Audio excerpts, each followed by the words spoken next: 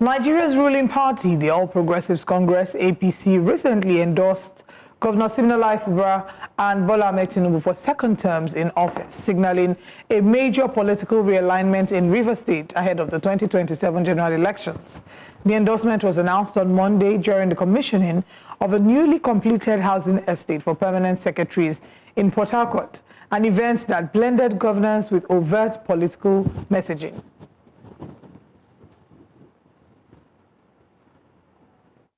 We have a president that is a detribalized Nigeria, a president that derobed himself of sentiment when it comes to addressing national issues.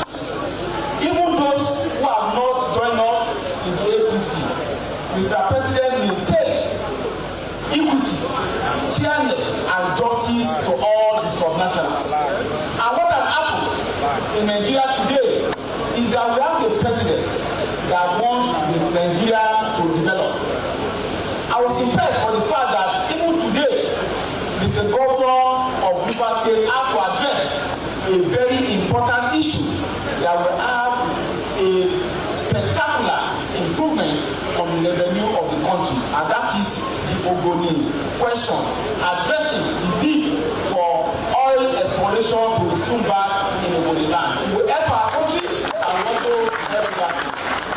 Today, anybody that is standing aloof and has not joined the APC, maybe they are giving their time.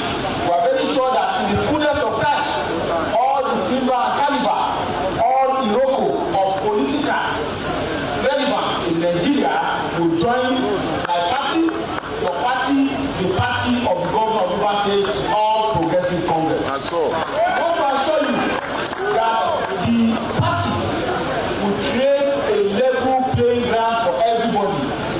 Just as our leader, President Bola Ahmed Tinubu, said during the last NEC meeting, which all of us attended, we must...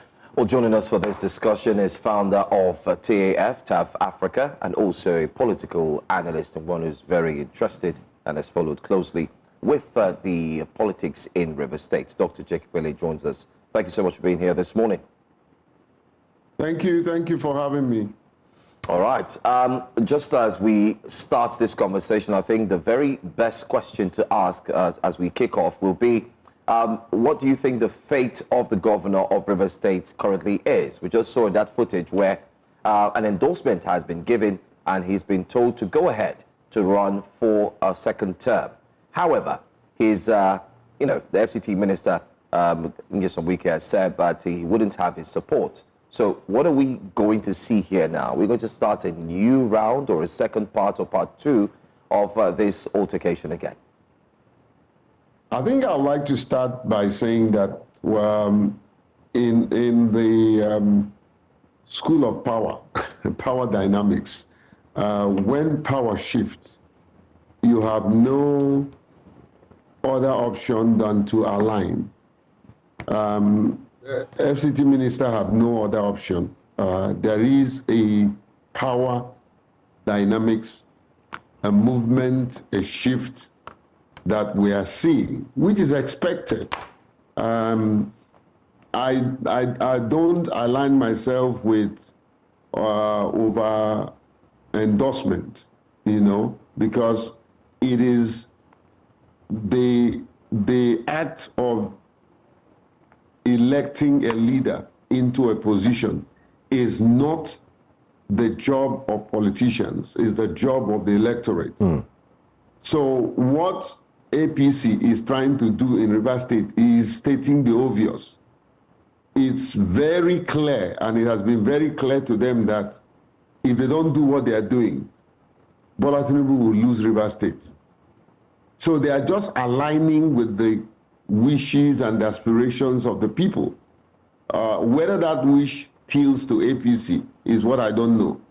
But I can tell you what I know, that anything other than Siminalayi Fubara in position, it becomes a very interesting situation or scenario for APC.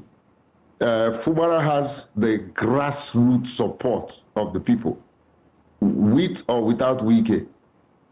The people, he is loved by the people in spite of some of the miscalculation he himself has made, but he still have very strong grassroots support. Anything other than that will be a disaster to anybody who makes that mistake. So I'm not surprised that APC has suddenly woke up from their sleep. Maybe they took the tablet APC and cured themselves of headache. And now they're aligning with the wishes and aspirations of the people. But ultimately, what will happen is what we'll see at the ballot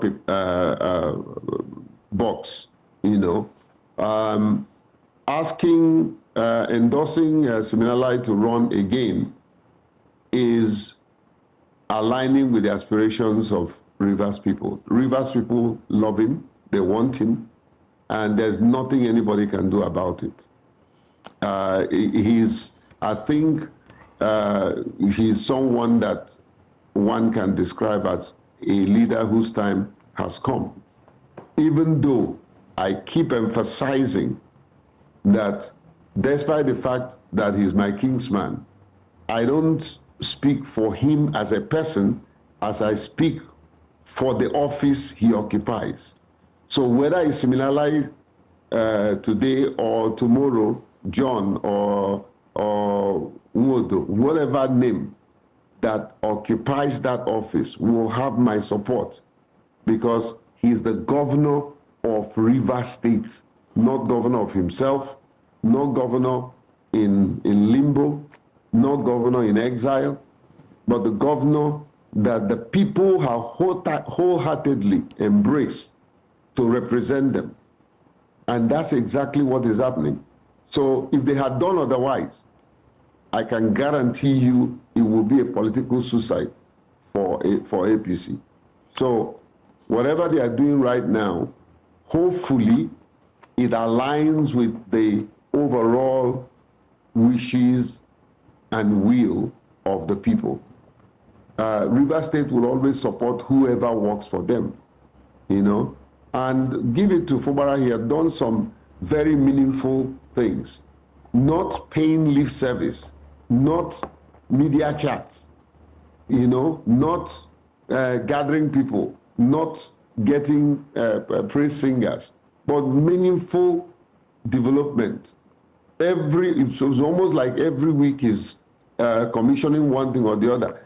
Think of the time that he came back to power, and now see how much project that he has commissioned, and every one of them, he kept saying he's not owing the contractors. Unknown to many people, some of the bridges that Wike commissioned in Rivers State, the contractors were not paid. It's Siminalayi's administration that were paying them. I don't know whether they have finished paying them, but that's exactly what we got. Okay. You know, you've spoken so highly about Governor Siminalayi Fubara and the projects he's done. But I want to ask a question. If you believe genuinely that Governor Siminalayi Fubara's alliance with the All Progressives Congress is because he believes in the ideologies of the party, or if it's to save his political future? Look, you know me, I speak my mind and I speak objectively. I think both ways. The decision to go to APC is entirely his personal decision, his political permutation. I don't have much to do with that. He didn't discuss that with me. He has no business discussing it with me. All right. So whatever he chooses to do is his own kettle of fish. You know, peradventure, he consulted widely. He had the support of his supporters, you know, before he made that decision. Does it look like he's also doing it to save his political future or present or future? Yes, there's no doubt about that. The way and manner he has been ambushed, you know, any right-thinking politician is likely to make that kind of decision. And it goes back to the statement that Adam Oshomole made which keeps lingering and has become a mantra. Oh, whatever sin you commit, if you come to APC, your sins are forgiven. And many of them are hiding under that mantra, knowing fully well that they haven't served the people well. They have stolen so much from people. All you need to do is cross over. Once you cross over, ESCC will be one, not to near, you become untouchable, you know, which is very destructive, and it fuels corruption. It gives impetus to crooked politicians, you know, that we have today in Nigeria. And the more we promote this ideology, which is anti-democracy, you know, the more we promote it, the more evil we create in democratic scene. It does not help us at all. It's more or less like, you know, anoint the unanointed to occupy an office that person doesn't deserve to occupy, you know. I think only if that's all I can say for now. I think it's both ways. He did it to save his political future. He also did it to align with maybe the wishes of his supporters. But not because he believes in them. Yeah. Not because he believes in the APC.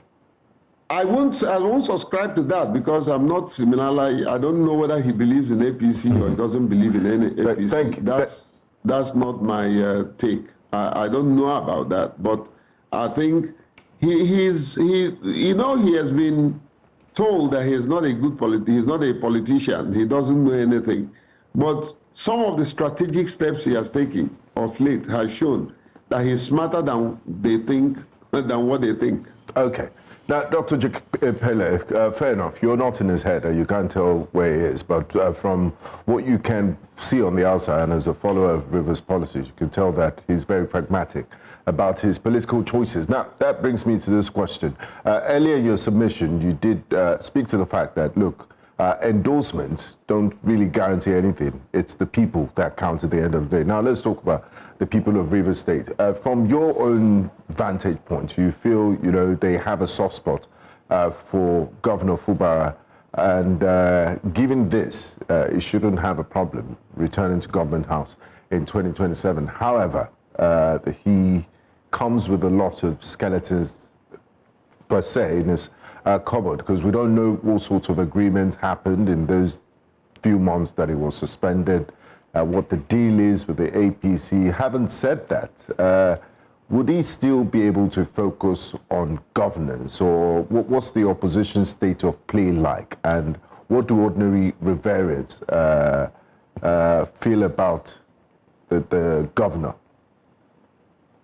I think he's very strategic in terms of his governance agenda and execution. If they will allow him, I believe that Fubara will do well, because Fubara that I know as a kinsman is somebody who is not, Fubara is not very ambitious. He's not very ambitious. I can tell you that for free. He can walk away from anything and everything, okay? And many times he wanted to walk away. I'm telling you facts. Many times he wanted to walk away and forget this whole thing. But his supporters will not let him, you know? And of course, doing that will be to put democracy in a harm's way. However, this is the truth. In a free and fair election, and I challenge anybody to prove me wrong. In a free and fair election, let Wike go ahead and nominate somebody to contest against Fubara in a free and fair election. Fubara will beat that fellow fair and square. I can tell you that. Today, if an election were to be conducted, whether anybody likes it or not, Fubara's popularity has grown in Rivers State. It's not a question of who has a deep pocket. It's not a question of who makes all the noise. It's not a question of who claims that power is in their hand. The president is solidly behind him. And I'm telling you, the grassroots support movement, in terms of that, if election holds today, even if Wike has to come and contest against Fubara, Fubara will beat him nonsensically. I can tell you that for sure. He has the people's support. And I'll tell you the reason for that. Number one, Wike hurt many people. He has many enemies that has not forgiven him. Okay? Wike has a lot to himself, that people are not very happy about. Okay? So he doesn't have more friends in River State than the enemies he has. So if he does anything today, he can't go too far.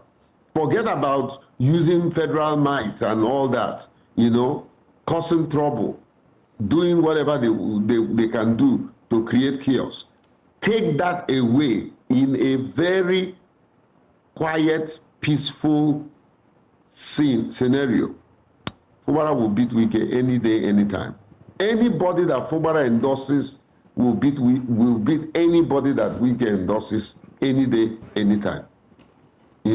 Despite the fact that, of course, Wike has more money than Fubara, and I'm saying personally, he has more money than Fubara, can create more crisis than Fubara, tend to have more thuggery than Fubara, but yet, ordinary people are willing to go all out to send signal, not because Fubara is a perfect politician, but just because they don't tend to like the political methodology of Nyesom Wike, period. Okay, Doctor. If you want a simple, straight, objective analysis, I've given it to you.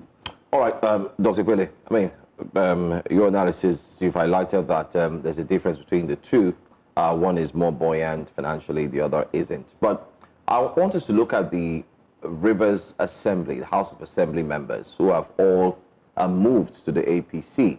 And there has been a rift between the Speaker of the House of Assembly in Rivers State, talking about Honorable Martin Siminalayi, and the governor. The issues of him not submitting to the House before he spends, and also him not carrying them along. And it seems like it's still going to lead to a lot of problems. What do you think should be the best solution to all of this? Because the Rivers people have already been in the dark for the past 6 months or 7 months, thereabout. They've not really enjoyed true governance from a politically elected or democratically elected governor. And here we are again. It's like the rift continues from the House of Assembly and now to the governor once again. Well, with due respect to the Speaker, Ahmed, sometimes, to be honest with you, I find it difficult to use all the prefix that we use, right, honorable, when indeed the person does not show any iota of honorability in the person's disposition. However, let's leave that. Look, as far as I'm concerned, some of the things that the State Assembly, led by Ahmed, is looking like what late Okadibo described as a ranting of an ant. As far as I'm concerned, the power has shifted. The dynamics is not in their favor. It is in their best interest to work with the governor. Now, they have decamped again. Before, they decamped, denied it, and twisted the Supreme Court. It was assumed and presented that they did not decamp. Now, they have openly come and claim they come to APC. The governor is have also decamped to APC. So will APC work against its own machineries? I don't think it's going to be possible. They can't stand up again now and say that they want to impeach him. I don't think they will get the support of the president, of the central government, at the neck. I don't think they're going to get that support. However, the best that they can do is to leave unnecessary criticism. You're telling me that the governor had not done anything in the education sector. 8 years of Wike, what did he do in the education sector? One of my kinsmen was his commissioner for education. I personally tried to help in bringing some level of development to education sector. He was all frustrated. So what did he do compared to how many months, that troubled months that our brother Siminalayi had been in governance? Oh, you're saying, the executive is not working with you. Did you work with them? Were you not the one who humiliated this governor? Sim is just a true Christian. Otherwise, I don't think anybody will want to work with them. And every day they are making things difficult for him, making it difficult for him to trust them, for them to work together. So I don't know whatever he wants to do. My question, if I have an opportunity to see any of them, is to ask, what do you really want? What do you really want? And I kept saying this thing. What they are doing are simply playing out a group of people that wants to make themselves enemy of the people. Thank God, before anybody would look, I've said it times without number, I don't speak for Fubara, can never speak for Fubara. I speak for the people of Rivers State that they are trying to suffocate.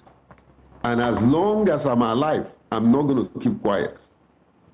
If these people truly love the state that has given them the privileges and position that they occupy today, the state that the taxpayers' money are given to them with all sorts of allowances, if they really love, they should just work with this governor. Because several times, Siminalayi had asked the same question I asked. What do you people want?